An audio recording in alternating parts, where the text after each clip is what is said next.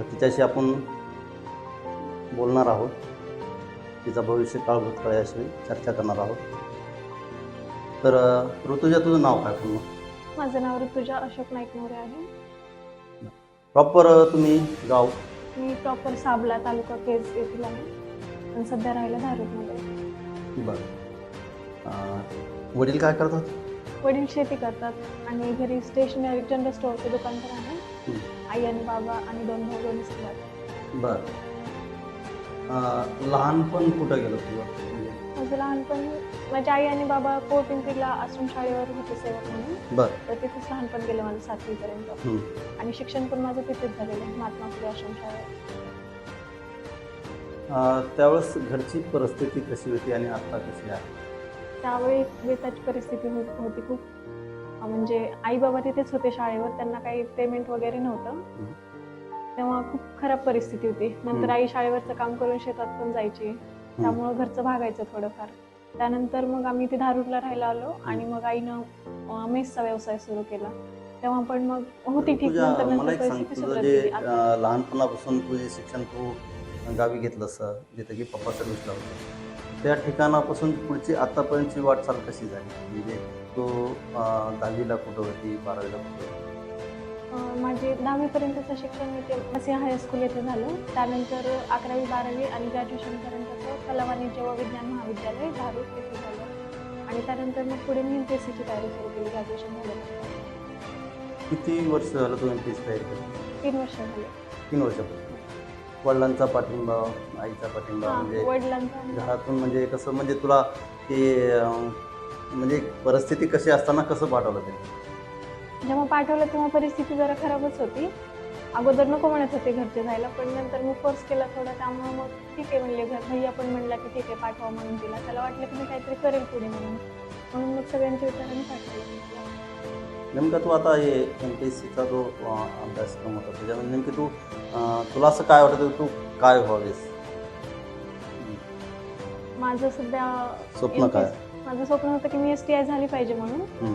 पण आता मेन्स आहे त्याची. पाठीमागच्या मेन्समध्ये थोड्या मार्कांनी राहिली. आता ग्रुप C मधून झाले टॅक्स असिस्टंट म्हणून. तर आता पुढच्या महिन्यात STIची पण मेन्स आहे. तू आता जे पुण्यामध्ये ते कुठलं होतं ते शाळेचं नाव काय? युनिक अकॅडमीला होते मी. युनिकला. 1 वर्ष क्लास केले. हां. आणि तू डेली किती तास अभ्यास करायचा? तुझा दिनचर्या कसं होता? डेली मी 7-8 तास अभ्यास करायचे. कारण कंटिन्यू 10-12 तास म्हणतात मुले 10-12 तास, पण तेवढं होत नाही कंटिन्यू करून. बरं. 7-8 तास होतच. आता ज्यावेळेस तुला पाठवलं होतं त्यावेळेस वडिलांचं स्टेशनरी दुकान होतं आणि आई मेस चालवायची. मग एवढ्या परिस्थितीमधून जे तुला पाठवलं, त्यांनी शिकवलं, तर त्याबद्दल काय म्हणशील? त्याबद्दल तर त्यांनी त्या परिस्थिती नव्हती तरी पण त्यांनी पाठवलं.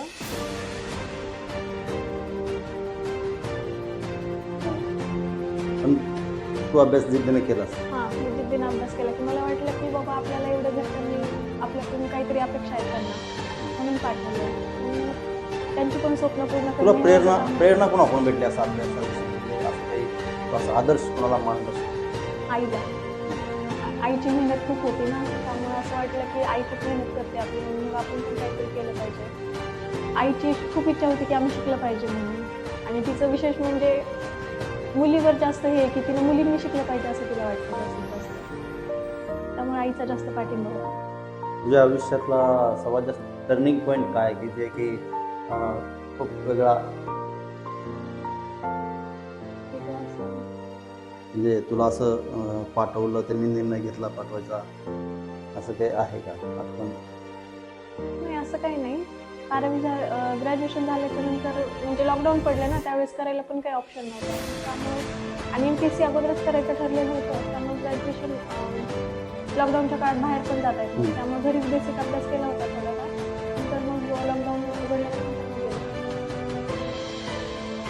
ज्यावेळेस तू अशी पास झालीस असिस्टंट, तर तुला असा जो आनंदाचा क्षण होता तो कशा शब्दात? तो वेगळाच होता खूप, म्हणजे खूप आनंद झाला होता मला. मी रिझल्ट आला तेव्हा लॅबमध्येच होते. त्यानंतर मग मी मम्मीला आणि पप्पाला कॉल केला आणि सांगितलं की माझं सिलेक्शन झालं आहे, म्हणून त्यांना पण खूप आनंद झाला. सर्वात आधी कोणाला होती, आईला का पप्पाला? तुम्ही सर्वात आधी मी भैयाला कॉल केला होता, कारण तो मला खूप असं नेहमी त्याचंच मार्गदर्शन होतं जास्त. त्यामुळे भैयाला कॉल केला, नंतर पप्पाला कॉल केला. तुला किती भाऊ आहेत? 2 भाऊ आहेत मला. एक भाऊ म्हणजे दोघं पण भाऊ दुकानावरच असतात. बँगलोर फर्निचर दुकान. आई वडिलांसाठी तू काय सांगशील? त्यांनी जे केलं त्याबद्दल.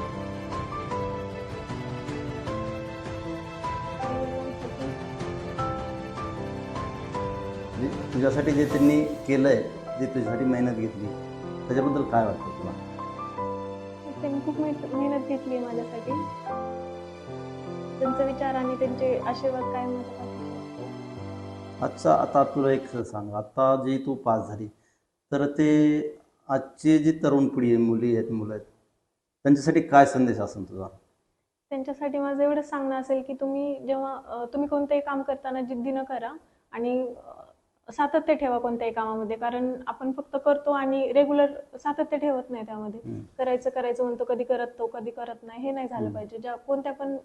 कोणत्याही क्षेत्रात असलो आपण, तरी पण आपण सातत्य ठेवून केलं पाहिजे आणि आपल्या आई वडिलांच्या कष्टाची जाणीव असं तू ठेवली. म्हणजे मुलांसाठी असा एखाद्या वाक्यात काही संदेश देऊ इच्छितेस का, की इन फ्युचर की त्यांनी काय करायला पाहिजे, कसं? तुम्ही कोणत्याही क्षेत्रात असा, ते फक्त प्रामाणिकपणे करा. स्वतःला कधी धोका देऊ नका. तुझं दुकान म्हणजे पप्पांचं दुकान होतं, तू कधी सुट्ट्यास आल्यानंतर तू दुकानी मदत करत होतीस का? आम्ही करत होते. सुरुवातीला जेव्हा दुकान टाकलं त्यावेळेस जास्तीत जास्त मी होते दुकानामध्ये, पण थांबायचे. ग्रॅज्युएशन पर्यंत होते मी दुकानी. त्यानंतर मग सुट्ट्याला कधी संक्रांत असेल किंवा मग एखादा सण असेल, त्यावेळी पण मी मदतीला यायचे.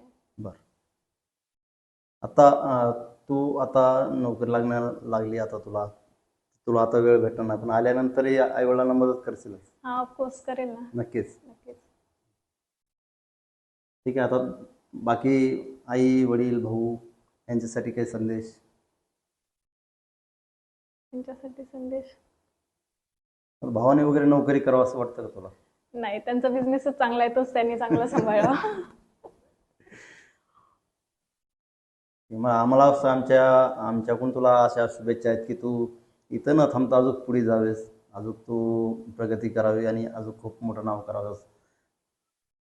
आणि विशेष म्हणजे त्या दिवशी ज्या दिवशी तुझा निकाल आला, त्या दिवशी तुझ्या आईवडिलांना तर आनंदच झाला, परंतु शहरांमध्ये पण असंख्य नागरिकांना, चाहते, तुझ्या वडिलाचे मित्र, भावाचे मित्र, तुमच्या आईच्या मैत्रिणींना, सगळ्यांनाच खूप चांगलं वाटलं की बाबा खरंच मुलीनं खूप नाव कमवलं आणि त्यांची जी आईवडिलांची अपेक्षा होती ती पूर्ण केली. तुझे जे आईवडील जे तुला शिकायला पुण्याला टाकलं, त्यावेळेस समाजातील काही आपले हितचिंतक असतात व काही विरोधकही असतात, तर त्यांच्या काही प्रतिक्रिया येत होत्या का? समजा म्हणजे असं कुजबुजत असायचे लोक?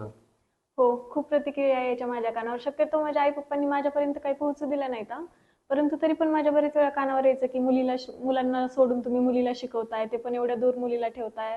आजकालचं जग चांगलं नाहीये, एवढा विश्वास ठेवणं म्हणजे बरोबर नाहीये.